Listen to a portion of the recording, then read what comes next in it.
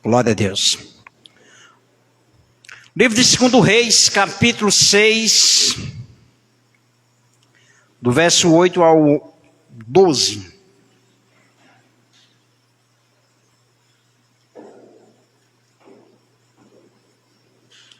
A paz do Senhor Jesus, uma boa noite em Cristo Jesus, amém? Louvado seja Deus. Como é que estão o preço das coisas aí, irmãos? Estão subindo? O povo está assustado, né?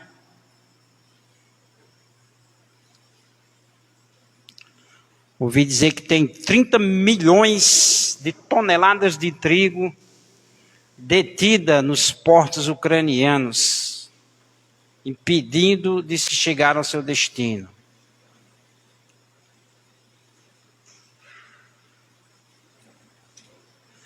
O petróleo é uma das maiores fontes de rendas do mundo.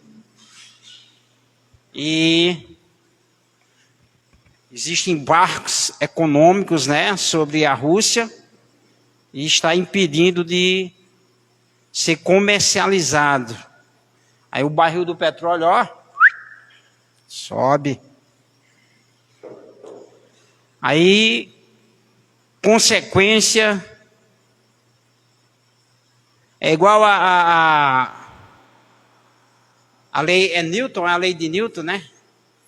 Que uma ação tem outra, tem uma, toda ação tem uma, toda ação tem uma, toda ação tem uma. É a lei de Newton, né? O físico, né? Isso é uma lógica, irmãos. Newton não precisava nem dizer isso. Mas todo mundo sabe que se você fizer assim, você fez assim, né? Lógico que se passar alguém ali, você bate. Isso gera uma consequência, né? Alguém que está parado fisicamente e vai para a academia, ele tem uma ação, né? Qual é a reação? É quase você não andar no outro dia. É a reação de quem está parado na academia e vai no outro dia, vai para a academia. A reação é quase no outro dia você nem anda. Porque você vai ficar com a sua musculatura toda machucada, os seus vasos sanguíneos todos rompidos, inflamados, e aí você não consegue quase nem andar. Porque você está com os vasos sanguíneos todos rompidos, por causa do esforço excessivo que você fez. Assim, igual você faz uma faxina, você não está acostumado a fazer faxina, aí você resolve fazer uma faxina em casa. Meu irmão é capaz de você passar 2, 3 dias quebrado, viu? Ou seja, você usou aquilo que não estava em atividade. Então, uma ação gera uma reação. Nós vamos ler aqui no livro de 2 Reis, que diz assim: ora, o rei da Síria estava em guerra contra Israel. Depois que reuniu-se com os seus conselheiros, disse: montarei o meu acampamento em tal lugar. Mas o homem de Deus mandava uma mensagem ao rei de Israel: evita passar por tal lugar, pois os arameus estão descendo para lá. Assim o rei de Israel investigava o lugar indicado pelo homem de Deus. Repetidas vezes, Eliseu alertou o rei que tomara as devidas precauções. Isso enfureceu o rei da Síria que, convocando seus conselheiros, perguntou-lhes: vocês não me apontaram qual dos nossos estão ao lado do rei de Israel? Respondeu um dos conselheiros: nenhum de nós, majestade. É Eliseu, o profeta, que está em Israel, que revela ao rei de Israel até as palavras que tu falas em teu quarto.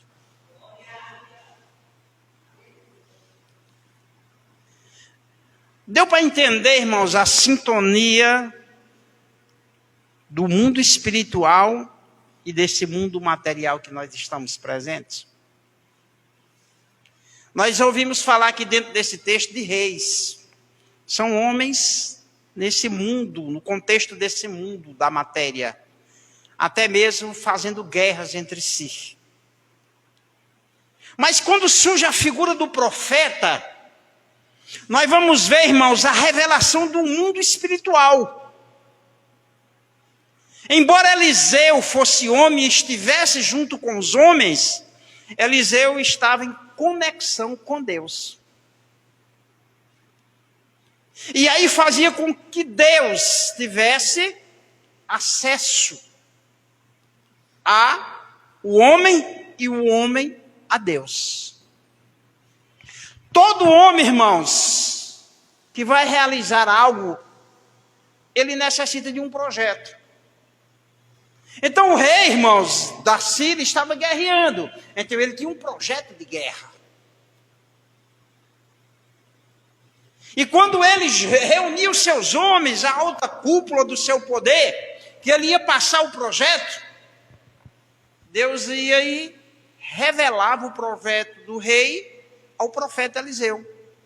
E, consequentemente, o profeta Eliseu passava para o rei de Israel.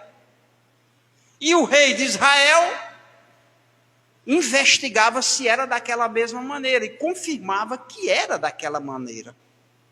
Até que chegou um ponto, irmãos, que esse homem se enfureceu e disse assim: qual dos nossos está do lado do rei de Israel? Porque tudo que eu faço o homem sabe, irmão. Aí alguém que possuía conhecimento, sabia até o nome do profeta e disse assim: é Eliseu que está lá, o profeta. Tudo que você diz e projeta, e até mesmo que você diz em oculto, nos seus lugares mais íntimos, ele sabe. É o que a palavra do Senhor diz assim: nada está oculto aos olhos de Deus. Nada está oculto. Então Deus sabe todas as coisas, irmãos. Nós somos limitados ao ambiente, ao espaço que nós estamos. Mas Deus sabe de todas as coisas. A palavra do Senhor diz: Deus sabe até mesmo a palavra que há de sair da tua boca. Que ainda você não falou, Deus sabe qual é a próxima palavra que vai sair da tua boca. Eu tive uma experiência espiritual tão incrível, irmãos, que eu ia falar uma palavra, e aquilo aconteceu comigo. Se você acredita ou não, eu não sei. Mas antes de eu falar a palavra, irmãos, uma mão espiritual fez assim, ó. Fechou minha boca. Põe a mão aí na tua boca, ó. Uma mão espiritual fez assim em mim. E eu não falei. Quando eu pensei em falar a palavra, aquela mão fechou minha boca assim. E eu fiquei assim, ó. Como se fosse a minha própria mão fechando minha boca. Mas era uma mão espiritual, impedindo que eu falasse aquela palavra. Eu já passei por essa experiência. Ou seja, ali a misericórdia de Deus pura. Ou seja, impedindo que uma palavra saísse da nossa boca. Por quê? Porque nós seremos culpados até mesmo daquilo que nós falamos. E aquilo que nós falamos, irmãos, gera no mundo espiritual.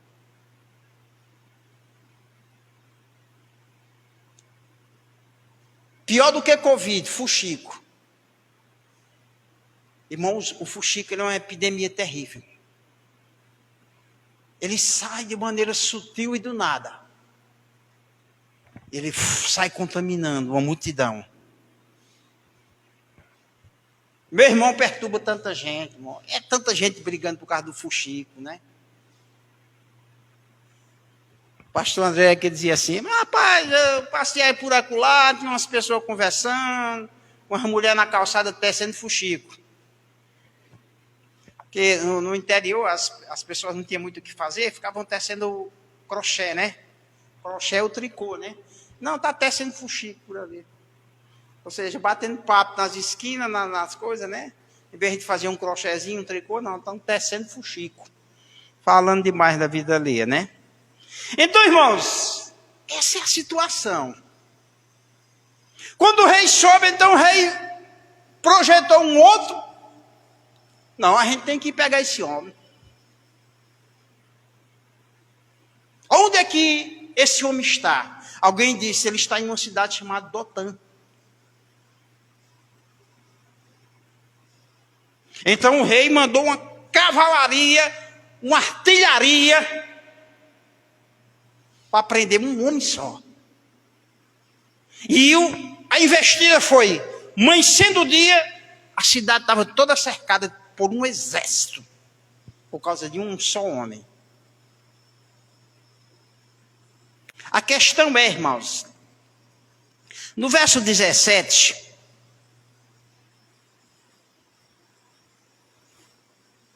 coloca o verso 17 aí.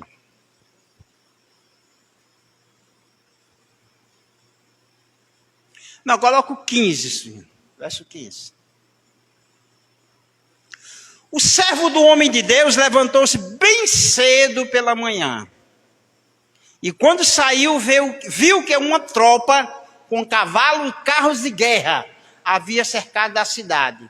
Então ele exclamou: "Ah, meu senhor, o que faremos?"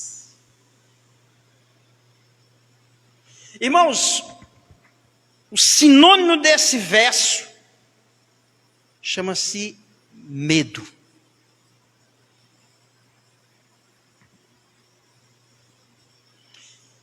Esse texto bíblico, irmãos, provavelmente ele tinha quase 3.000 anos. Mas nós estamos vendo dentro dele uma situação.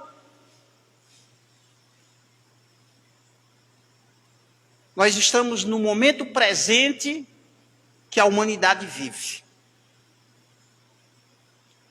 E observe que tem coisas, irmãos, que estão metendo medo na sociedade. Nós estamos vivendo uma sociedade que ela vive em pânico, assustada, inquieta. Foi por isso que eu falei, irmãos, do preço das coisas. Uma das coisas que está mais inquietando a sociedade, não somente a nível local, não somente a nível federal, mas a nível mundial. Porque o mundo, irmãos, ele está vivendo um processo de recessão. Essa situação que nós estamos passando não é somente no Brasil. Ela é uma situação mundial. Quando eu falei do trigo da Ucrânia, irmãos, 30 milhões de toneladas de trigo retida em portos ucranianos, é porque a Ucrânia, só a Ucrânia produz 30% do trigo que o mundo consome. Só a Ucrânia. Só em trigo, viu? Isso vai fazer o quê? Com que o produto ele venha subir de preço. Vai causar fome em vários lugares. Tem países que não estão conseguindo pagar pelo trigo. O nosso Brasil ainda está pagando pelo trigo. Mas, consequentemente, o preço alavancou. Mas o Brasil ainda tem condições de comprar. E países que nem têm mais condições de comprar trigo? Tem países aí que não tem mais o trigo para comprar. Porque eles não têm riqueza, eles não têm dinheiro para comprar. Nós estamos ainda vivendo numa boa, viu, irmãos? Tem gente que diz que o negócio aqui está feio. O Brasil aqui está vivendo numa boa, viu? É bom a situação do Brasil em relação a outros países. Tem países aí que nem trigo tem para o povo comer. Então, veja só, é uma situação momentânea, é uma situação, irmãos, de escassez, de dificuldade, e que ela, por incrível que pareça, ela gera medo no indivíduo. Se alguém disser assim, o governo não está administrando bem, o petróleo o combustível está subindo. Eu vi uma matéria, irmãos, que no Japão, olha só que o Japão é país de primeiro mundo. 1 litro de combustível lá custa R$15, aqui no Brasil só é 7. No Japão está o dobro do Brasil. Um país como os Estados Unidos, O valor do combustível aqui no Brasil está o mesmo nos Estados Unidos. E são países ricos. O Brasil nem é um país rico. O Brasil é um país emergente. Ele não é um país rico, é um país emergente. É um país que ele tem tendência a crescer. Ele é classificado como emergente, ele não é rico. E os países ricos estão com um combustível mais caro do que o próprio Brasil. Só para você ver. O Japão é o dobro. E o Japão é rico. Então veja só, essas coisas elas metem medo na sociedade. É a mesma coisa do servo do profeta aqui. Ele levantou cedo, ele passou uma noite, irmãos, praticamente tranquilo, né? Porque ele levantou cedo, né, irmão? Aí deu aquela expressão. Opa, que é isso? É você olhar algo, irmãos, e aquilo te atemorizar, te perturbar, te incomodar, te afligir. Ai, meu Senhor, e agora, pelo amor de Deus?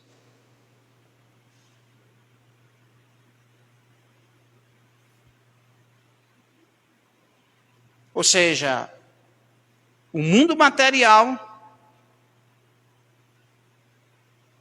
gera dores e aflições. Verso 17.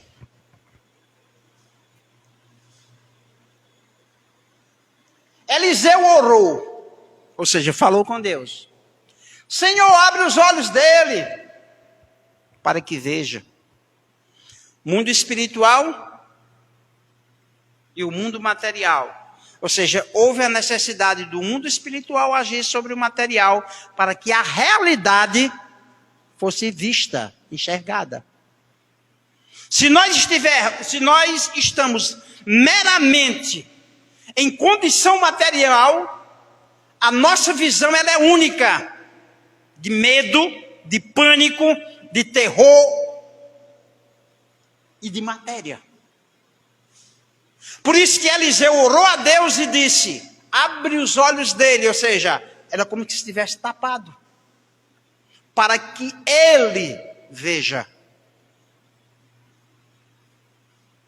Então o Senhor, a ação espiritual, então o Senhor abriu os olhos do rapaz, que olhou e viu as colinas cheias de cavalos e carros de fogo ao redor de Eliseu.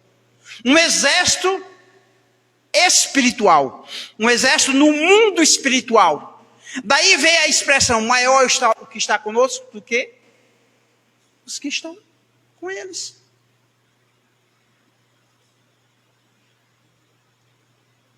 Existe uma necessidade, irmãos, em nós, e a palavra de Deus é pregada para isso, para que nós venhamos enxergar o mundo espiritual.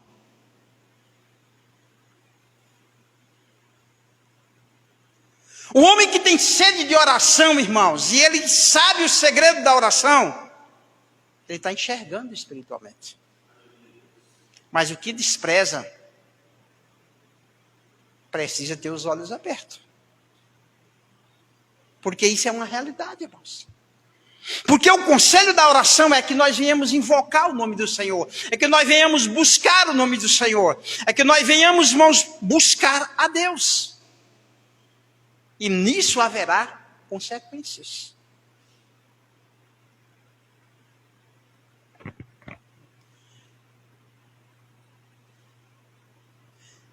Lá no livro de Mateus, capítulo 1, do verso 21,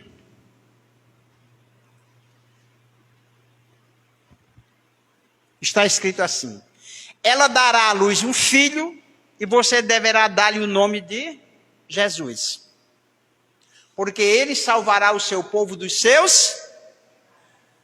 Qual era a obra de Cristo mesmo, irmãos, que a palavra está dizendo aqui? Salvar o povo dos seus pecados. Essa é a obra de Cristo. Salvar o povo dos seus pecados. Se o homem não reconhece, irmãos, que ele é um pecador, ele sente-se sem a necessidade de ser salvo. E se o homem reconhece, irmãos, que ele é um pecador, ele sabe que ele é um transgressor e que ele tem necessidade de Cristo.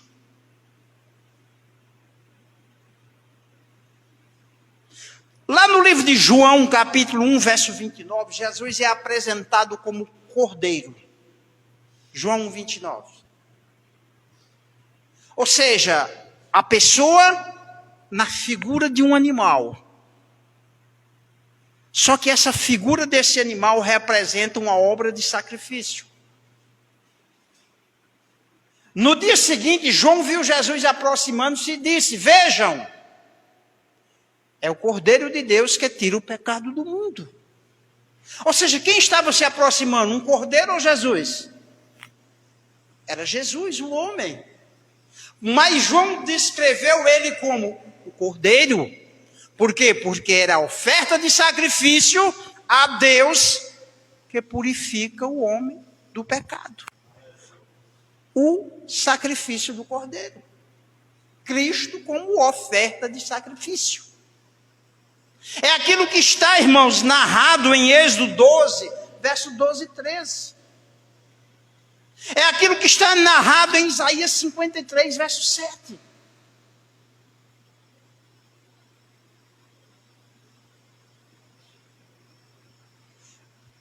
Irmãos, o propósito de Deus sobre o homem, ele abrange todas as áreas.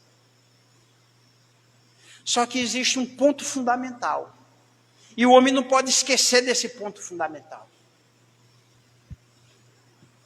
É que a obra suprema de Cristo, irmãos, foi morrer por nós. O homem não pode perder esse foco, irmãos. Existe uma expressão no meio dos crentes aí, irmãos, que ela foi abraçada assim. Vocês já ouviram os crentes falando assim, o melhor ainda está por vir?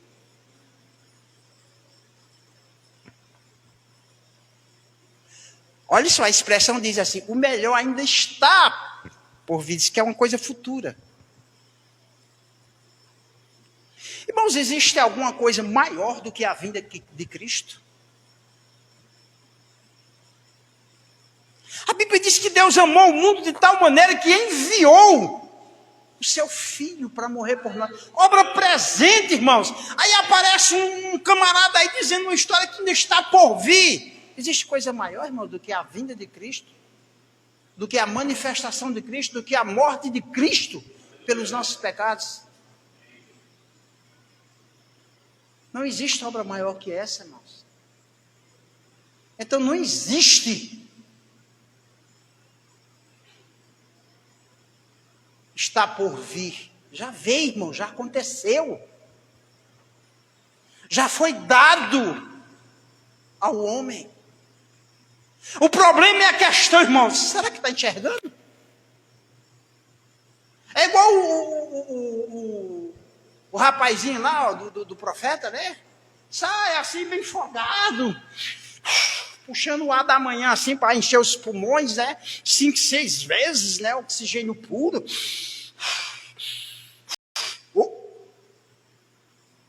Cercado por exércitos.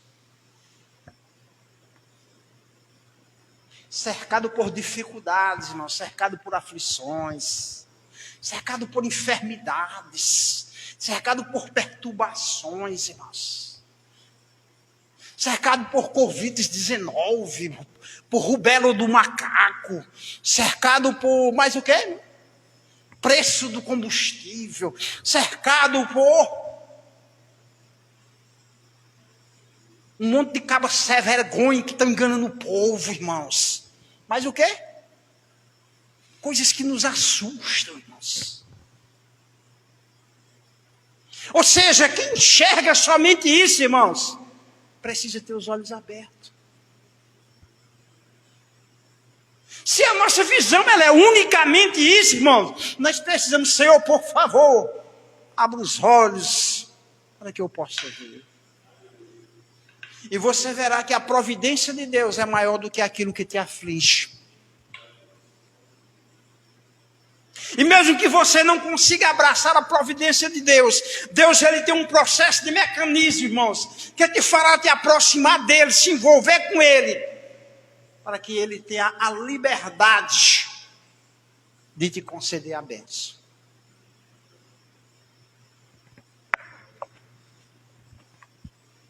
Porque Deus tem princípios para colocar em nós, para nós nos conduzirmos por ele, para termos acesso às coisas de Deus.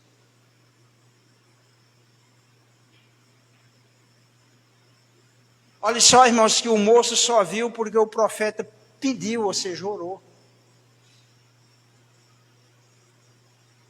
O bichinho, ele não está vendo nada, por isso que ele está tomado pelo medo. É por isso que a gente olha, irmãos, para o povo, para a sociedade, o povo tudo tomado pelo medo, irmãos, tudo angustiado. Lembra naquele tempo em que surgiu aí uma história de que o meteoro vinha de encontro à Terra? Ia colidir com a Terra. Um meteoro gigantesco, era na época que o Juraci Magalhães era prefeito de Fortaleza. Diz que o Juraci Magalhães apareceu no jornal, com medo do meteoro. Doutor Juraci Pinguço, assustado com o meteoro. Se Juraci Magalhães foi lá na cidade de Cascavel, aí deram a oportunidade dele no microfone, aí Juraci Magalhães disse assim: povo de Jararaca. Aí o cara futucou ele e disse: Cascavel. É porque ele tinha tomado uma, sabe? Aí ele confundiu o nome da cobra. Ele estava lá na cidade de Cascavel, aí chamou o povo de Jararaca. Ou seja, irmãos, um homem, irmãos, que era culto. Até um certo ponto, irmãos. Porque ele era doutor. Ele era médico. Era um homem da alta sociedade, irmãos. Mas era cego.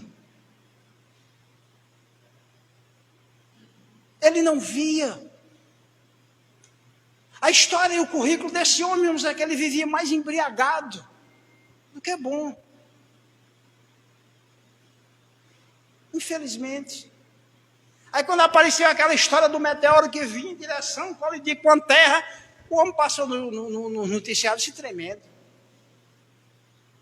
Eu me lembro que chegou gente, irmão, pelo amor de Deus, diz aí, irmão, o que é que, se não pode vir comprar o pão que amanhã nós estamos aqui de novo.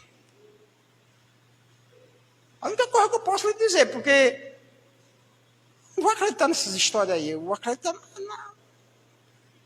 na promessa de Deus, irmão, dos princípios de Deus. A gente sabe, irmãos, que existem promessas de incômodos, de perturbações, de coisas horríveis, como pestes, guerra, fome, outros sinais que antecedem a vinda de Cristo. Mas observe que até mesmo nesses terrores, Cristo é anunciado. Então isso é uma questão de ver. Para nós concluirmos aqui, irmão, para ministrarmos a ceia, Romanos capítulo 8, verso 34. O apóstolo Paulo, irmãos, mostrando a obra de Cristo, ele vai e diz bem assim, Romanos 8, 34. Quem nos condenará? Foi Cristo quem morreu, e mais, que ressuscitou e está à direita de Deus, e também intercede por nós. Ou seja, a Bíblia diz que Cristo está em oração, irmãos. Ele morreu, ele ressuscitou, ele subiu aos céus e ele ora. Aceita você esse propósito? Recebe esse propósito você? Continue crendo, irmãos. Consegue ver esse propósito? Louvado seja Deus. Romanos 4, 25.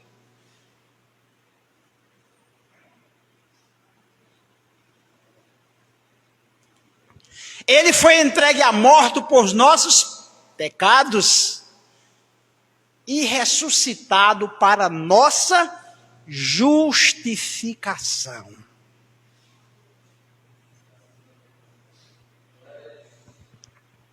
Senhor, eu preciso ver isso. Eu preciso enxergar isso. Senão eu vou continuar com medo. Senão o medo vai dominar. Amém? Palmas bem alegres para Jesus.